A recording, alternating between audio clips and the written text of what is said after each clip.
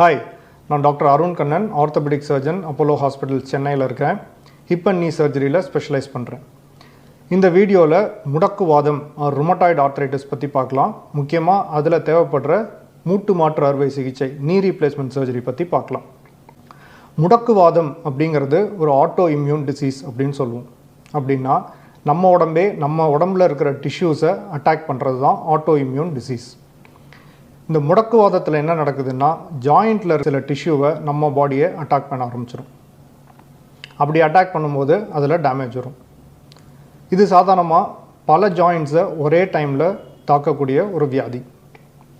நிறைய பேருக்கு பார்த்தோம் அப்படின்னா, விரல்களில் இருக்கிற joints, wrist joint, elbow joint, shoulder joint, முழங்கால் joint, hip joint, ankle joint, இந்த மாதிரி பல ஜாயிண்ட் ஒரே நேரத்தில் பாதிக்கப்படலாம். இவங்களுக்கு சாதாரணமாக பார்த்திங்கன்னா காலையில் எழுந்துக்கும் போது ஸ்டிஃப்னஸ் அதிகமாக இருக்கும்.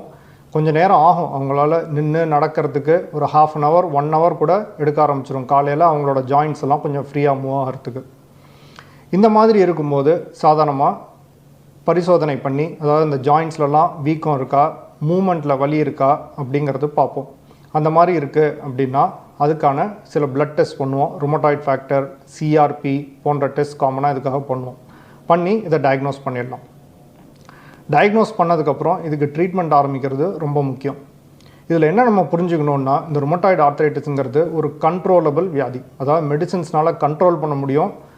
3 மாதம் 6 மாதம் அந்த மாதிரி மருந்து கொடுத்து ஃபுல்லாக ஆகிடும் அப்படின்ற எதிர்பார்ப்பு வச்சுக்கூடாது. நம்ம எப்படி சுகருக்கு தொடர்ந்து மெடிசன் எடுத்து கண்ட்ரோல் பண்ணுறோமோ அதே மாதிரி இந்த முடக்குவாதத்தையும் கண்ட்ரோல் பண்ணலாம். இதுக்கு தனியாக ருமட்டாலஜிஸ்ட்னு ஒரு தனி ஸ்பெஷாலிட்டி மக்கள் இருக்காங்க. அவங்க இதுலேயே ஸ்பெஷலைஸ் பண்ணுறாங்க. ஸோ இதுக்கான மெடிசின்ஸை அவங்க தர்றாங்க. அந்த மாதிரி தரும்போது மெடிசின்ஸ்க்கான சைடு எஃபெக்ட்ஸ் ரொம்ப குறைவு தான், பலன்கள் ஜாஸ்தி. நிறைய பேர் என்ன தப்பு பண்ணுவாங்க அப்படின்னா, இந்த மெடிசின்ஸ் எடுக்கிறதுனால பக்க விளைவுகள் வந்துடும் அப்படின்னு பயந்து மெடிசின்ஸை கொஞ்சம் நாளில் விட்டுருவாங்க. டாக்டரோட கண்காணிப்புலேயே மெடிசன் எடுக்கும்போது இதற்கு பக்க விளைவுகள் வர்றதுக்கான வாய்ப்புகள் ரொம்ப கம்மிங்கிறத நம்ம ஃபஸ்ட்டு புரிஞ்சுக்கணும். முக்கியமாக ருமட்டாலஜிஸ்ட் இதில் ஸ்பெஷலைஸ் பண்ணுறவங்க மெடிசன் கொடுக்கும்போது அதை ஃபாலோ பண்ணுறது தான் பெஸ்ட். ஃபாலோ பண்ணல, இல்லை டிசீஸ் ரொம்ப சிவியராக இருக்குது, அதிகமாகிடுச்சுன்னா ஜாயின்ட்ஸ் டேமேஜ் ஆகிடும். ஜாயின்ட்ஸ் டேமேஜ் ஆகிடுச்சு, அதாவது ஸ்ட்ரக்சரல் டேமேஜ் வந்துருச்சு அப்படின்னா தென் மெடிசின்ஸால் ஃபுல்லாக இதை க்யூர் பண்ண முடியாது. ஸோ ஆரம்ப காலத்தில் மெடிசின்ஸ் எடுக்கிறதுங்கிறது ரொம்ப முக்கியம். பட் ப்ரோக்ரஸ் ஆகிடுச்சு, ஜாயின்ட்ஸ் டேமேஜ் ஆகிடுச்சு, முழங்கால் மூட்டு டேமேஜ் ஆகிடுச்சு, இல்லை ஹிப் ஜாயின்ட்ஸ் டேமேஜ் ஆகிடுச்சு அப்படின்னா இதுக்கு சர்ஜரி தேவைப்படுறதுக்கான அவசியம் நிறையவே உண்டு. முழங்கால் மூட்டு ஃபுல்லாக டேமேஜ் ஆகிருக்கு அப்படின்ற பட்சத்தில் மருந்துகள்னால் இதை க்யூர் பண்ண முடியாது. அந்த டைமில் இந்த மூட்டு மாற்று அறுவை சிகிச்சை தான் பண்ணுறதுக்கு அவசியப்படுது. இப்போ சாதாரணமாக வயசானவங்களில் ஆஸ்டியோ ஆர்த்ரைட்டிஸ், அதுக்கு மூட்டு மாற்று அறுவை சிகிச்சை நிறைய பேருக்கு பண்ணிகிட்ருக்குறோம். நீங்களே நிறைய பேர் கேள்விப்பட்டிருக்கலாம். நல்ல ரிசல்ட்டோட நிறைய பேர் நல்லா நடந்துகிட்ருக்குறாங்க இந்த சிகிச்சைக்கு அப்புறம்.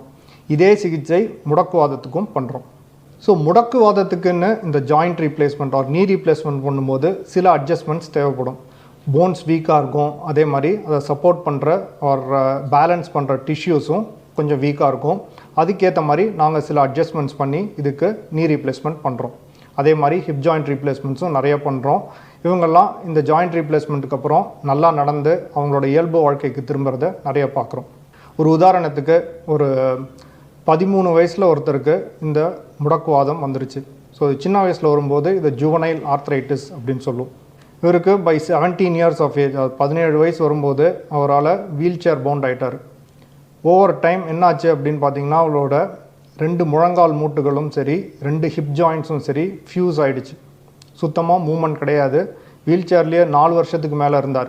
அதுக்கப்புறம் இங்கே சென்னைக்கு வந்தார் பங்களாதேஷ்லேருந்து. இங்கே ருமட்டாலஜிஸ்ட் பார்த்தாங்க. இது மெடிசனுக்கு அப்பாற்பட்ட ஸ்டேஜ் அப்படின்றத கணிச்சு எங்கள்கிட்ட சர்ஜரிக்காக அனுப்புனாங்க. இவருக்கு 2 ஹிப் ஜாயிண்ட், 2 நீ ஜாயிண்ட், அதாவது 4 ஜாயிண்ட்ஸையும் மாற்றி இவர் கொஞ்சம் கொஞ்சமாக ஸ்டெடியாக இம்ப்ரூவ் ஆனார். By 6 months to 1 year independent walking, அதாவது யாரோட சப்போர்ட்டும் இல்லாமல் நல்லா நடக்கிற நிலைக்கு வந்துட்டார். ஃபர்தர் அது முடிஞ்சதுக்கப்புறம் அவர் காலேஜும் ரிசீவ் பண்ணி முடித்தார். இப்போ கல்யாணம் கூட ஆகிடுச்சு. ஸோ முடக்குவாதம் அப்படிங்கிறது ஒரு ஆட்டோ இம்யூன் டிசீஸ். பல ஜாயிண்ட்ஸ் அஃபெக்ட் ஆகலாம். ஏர்லி ஸ்டேஜில் மெடிசின்ஸ்னால் நல்லா கண்ட்ரோல் பண்ண முடியும். அப்படி கண்ட்ரோல் பண்ண தவறிட்டோம் இல்லை டிசீஸ் அட்வான்ஸ் ஆகிடுச்சு அப்படின்னா ஜாயின்ஸில் டிஷ்யூ டேமேஜ் நடக்கும், ஸ்ட்ரக்சர் மாறி போயிடும்.